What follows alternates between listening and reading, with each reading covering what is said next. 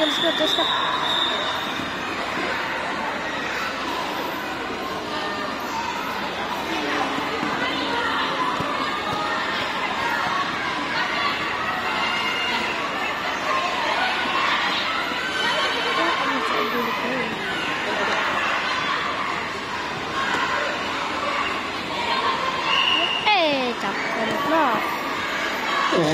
Seterusnya kita akan mulakan pasukan ekor yang kedua, bawa bola dua kepala. Saya pun terasa tadi. Okay. Sebelum kita mula, kita cek dulu dah ready ke belum. Rumah kuning Maybank dah ready ke belum? Cikgu Ila dah ready ke belum? Belum lagi. Okey, tak apa. Okey dah. Okey, rumah merah Randy dah ready ke belum?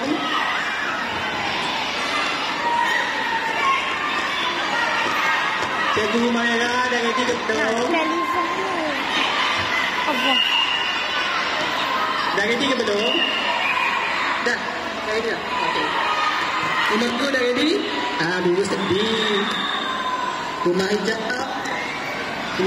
Alwakar dah ready ke belum? Rumah hijau dah ready ke belum?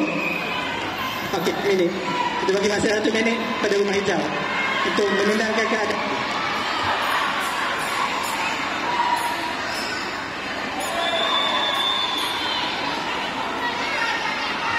Yang lain nampak semua dah tak sabar dah ni.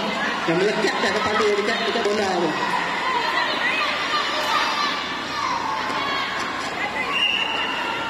Dah macam kembar dah tengok seorang. Aduh, cikgu.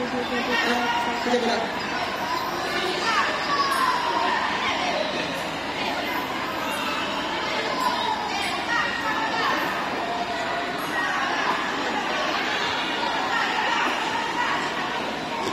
Rumah hijau dah ready ke?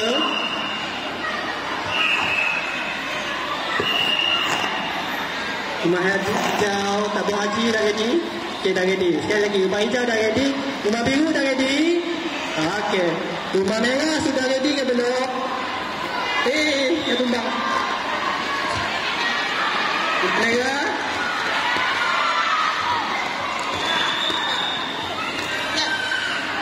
Cikgu rumah merah ni tak ada enggak ni. Nak kena datang. Dah ready ke belum? Dah untuk perlawanan pertama.